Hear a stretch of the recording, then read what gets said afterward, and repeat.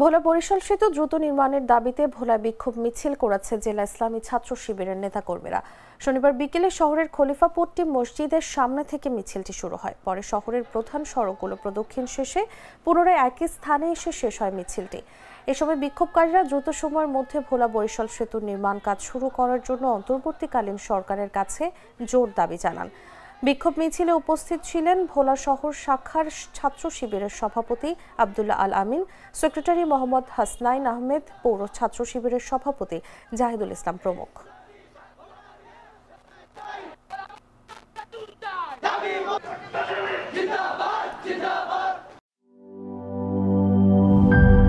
গ্লিটারের twin lemon ও antibacterial formula বাসনকে চকচকে জীবাণুমুক্ত করে আমাদের দেয় গ্লিটার গ্যারান্টি।